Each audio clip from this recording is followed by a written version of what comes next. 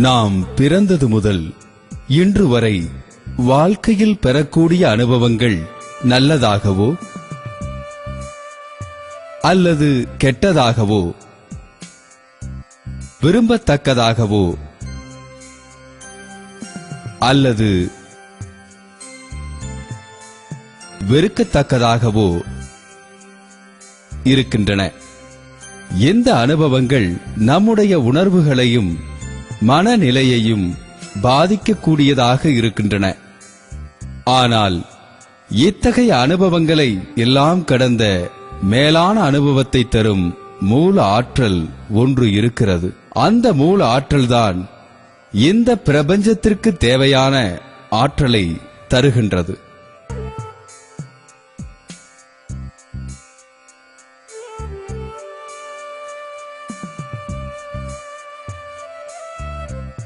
இத்தகைய மேலான அனுபவத்தை பெற நம்மில் யாருக்குத்தான் விருப்பமில்லை?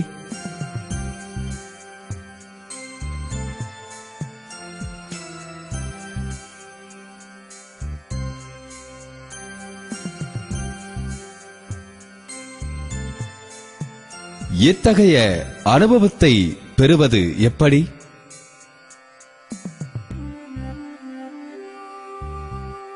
எளிய முறை குண்டலினி யோகத்தின் மூலம் நாம் இத்தகைய அனுபவத்தை பெற முடியும்.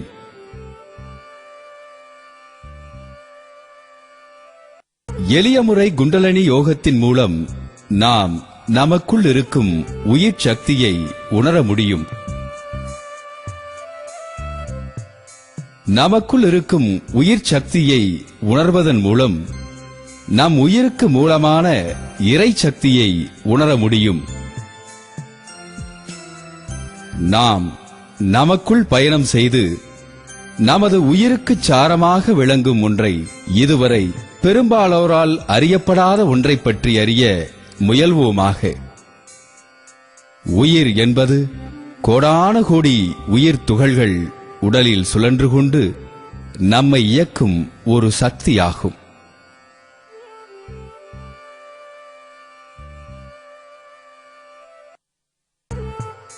உயிர் துகள்கள் தற்சுழற்சியால் எழுப்பக்கூடிய அலையே ஜீவகாந்தமாகும்.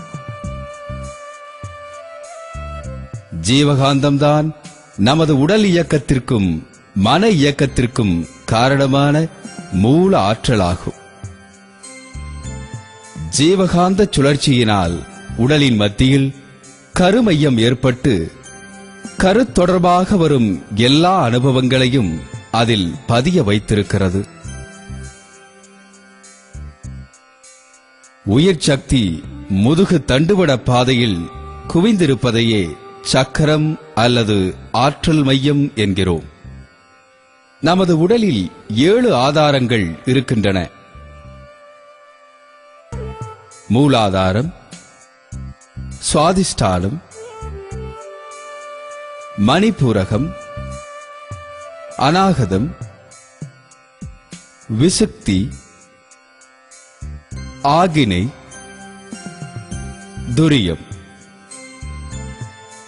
உயிர் சக்தி இயல்பாக நம்முடைய உடலின் நடுமத்தியில் உள்ள மூலாதார சக்கரத்தையே இயக்க மையமாக கொண்டிருக்கும். இந்த நிலையில் நம்முடைய மனம் குழப்பத்திலேயே இருந்து கொண்டிருக்கும். நாம் பழக்கத்தாலும் உணர்ச்சியாலும் கிளறப்பட்டு சூழ்நிலையாலும் சமுதாயத்தாலும் கட்டுப்படுத்தப்படுகிறோம்.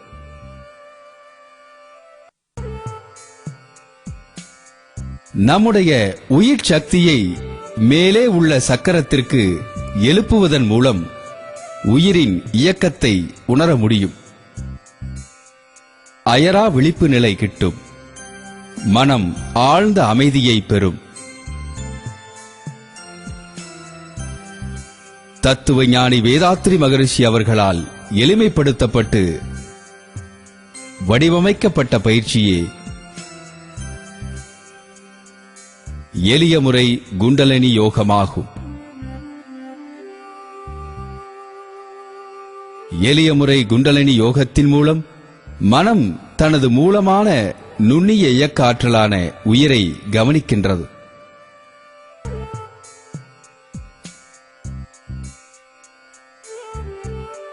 இந்த புதிய புரிதலுக்கு பின் நாம் நம்முடைய ஆன்மீக பயணத்தின் போது நிகழ்காலத்தில் இருந்து கொண்டு ஒவ்வொரு நொடிப்பொழுதையும் ரசிப்போமாக.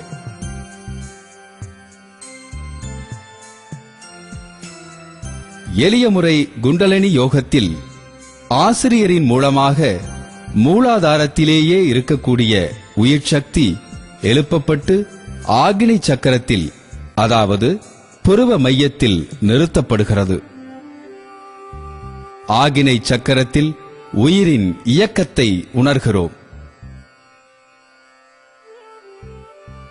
ஆக்னி சக்கரத்தில் தவம் செய்து பழக பழக மனம் அமைதியான ஆல்பா நிலையை, அதாவது தூக்கத்தில் பெறக்கூடிய நிலையை அடைகிறது. ஆல்பா நிலையில் மனதின் கிளர்ச்சியான அமைதியற்ற நிலை குறைகிறது.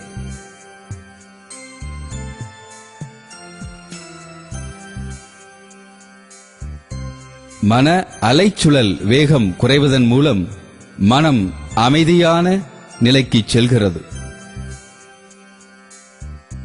நினைவாற்றல், மனதை ஒருமுகப்படுத்துதல், படைப்புத் திறன் ஆகியவை அதிகரிக்கிறது. இந்நிலையில் புலன்களின் இயக்கம் குறைக்கப்பட்டு மனக்கிளர்ச்சியும் குறைக்கப்பட்டு முடிவாக ஜீவகாந்தம் சேமிக்கப்பட்டு உடலுக்கு ஆற்றலை கூட்டுகிறது. காற்றோட்டம், இரத்த ஓட்டம் முதலியவை சீராக இயங்கப்பட்டு நுரையீரல், இருதயம், மன அழுத்தம் சம்பந்தமான நோய்கள் வராமல் தடுக்கப்படுகின்றன. ஆகினை தவத்தில் தலைமைச் சுரப்பியான ஆகினை சுரப்பி தூண்டப்பட்டு ஹார்மோன்கள் இயற்கையாகவே சீராக இயக்கப்படுகின்றன. ஆகினை தவம் சில நாட்கள் செய்து பழகிய பின் உயிரின் ஆற்றல் மீண்டும் மூலாதாரத்திற்கே கொண்டுவரப்பட்டு தவ ஆற்றல் சமப்படுத்தப்படுகிறது. இதுவே சாந்தியோகம் எனப்படும்.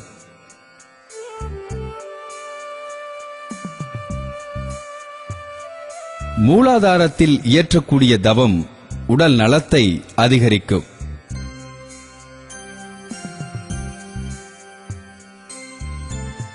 நாம் இப்பொழுது அடுத்த நிலை தவமான துரிய தவத்திற்கு செல்ல இருக்கின்றோம். உயிர் சக்தி இங்கு தலை உச்சியில் குவிக்கப்படுகிறது. துரிய தவத்தில் மனம் இன்னும் ஆழ்ந்த அமைதிக்கு செல்கிறது.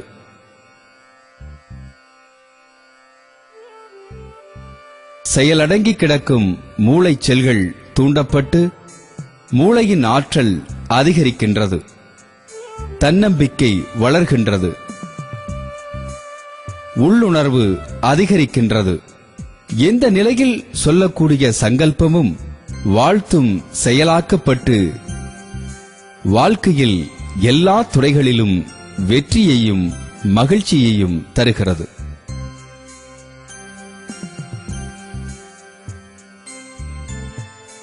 மனோசக்தியை அதிகரிப்பதால் நமக்குள் பயணம் செய்து நம்முள் இருக்கும் வேண்டாத குணங்களை களைய உதவுகிறது. நாம் அகத்தாய்வின் மூலம் எண்ணங்களை ஆராயவும், ஆசையை சீரமைக்கவும், சினத்தை தவிர்க்கவும், கவலையை ஒழிக்கவும் இத்தகைய தவம் மிகவும் பயனுடையதாக இருக்கிறது. இத்தகைய எளிய அகத்தாய்வு பயிற்சிகளின் மூலம் மனதை தூய்மை செய்து ஆளுமை திறன் அதிகரிக்கப்படுகிறது. நாம் இப்பொழுது உடலை தாண்டி, பிரபஞ்சத்தை தாண்டி எல்லாவற்றுக்கும் மூலமான இறைநிலையோடு பயணம் செய்ய முற்படுகிறோம். இதுவே துரியாதீத தவமாகும். தலை உச்சிக்கு 1 அடி உயரத்திற்கு மேலாக துவாதசாங்கம். மனதை நிறுத்தி பின் மீண்டும் மனதை விரித்து சந்திரன்,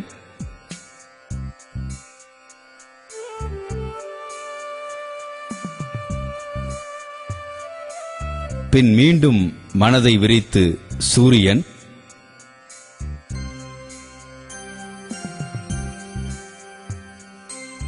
பின் மீண்டும் மனதை பிரபஞ்ச அளவிற்கு விரித்து கோடான கோடி நட்சத்திரங்கள், பால்வெளி மண்டலங்கள் அனைத்தையும் அகக்காட்சியாக காண்கிறோம். இதுவே மகா ஆகாசம் என்றும் அழைக்கப்படும். பின் மீண்டும் மனதை விரித்து எல்லையற்றதாக உள்ள பூரணப் பொருளான சுத்த வெளியோடு இணைகிறோம்.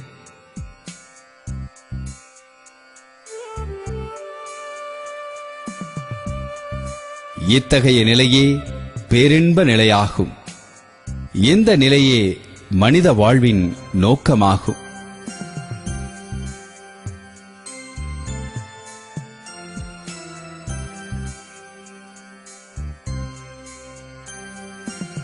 இத்தகைய விரிந்த நிலையில் பேராதார சக்தியோடு மனதை கலக்கும் போதுதான் பிரம்மம், அகம் பிரம்மாஸ்மி என்பதை உணர்கிறோம்.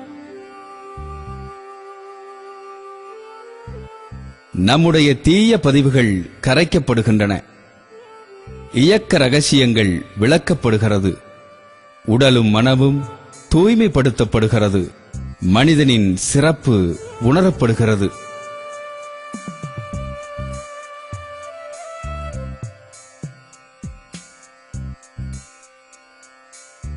நாம் ஒவ்வொரு செயலிலும் இன்பத்தையும், ஒவ்வொருவரிடமும் இணக்கத்தையும்,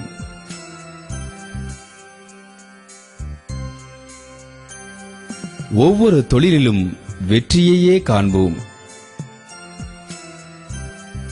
நாம் உடல் நலம், நீலாயுள், நிறை செல்வம், உயர் புகழ், மெய்ஞானத்தோடு ஓங்கி வாழ்வோம்.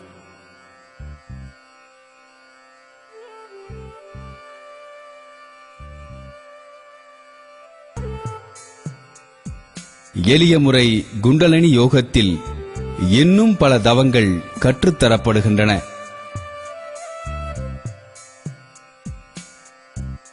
பஞ்சபூத நவகிரக தவம் நம் வாழ்வோடு தொடர்பு கொண்டுள்ள 5 பூதங்களோடும் 9 கோள்களுடனும் இணக்கம் பெற்று வளமான வாழ்க்கை பெறுவதற்கு ஏற்ற தவம்.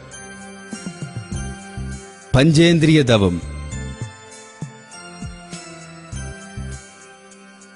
5 புலன்களின் இயக்க ஆற்றலை மேம்படுத்தக்கூடிய தவம்.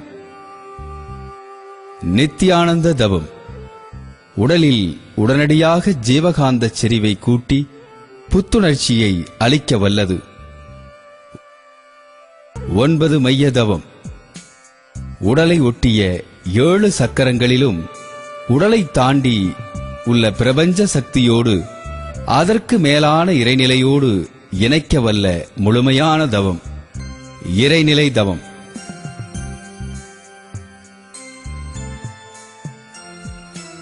இந்த தவத்தின் மூலம் எல்லா தோற்றப் பொருள்களும் இறைநிலையின் தன்மாற்றம் என்பதை உணர்ந்து எல்லா பொருள்களிலும் இறைத்தன்மையை காணலாம்.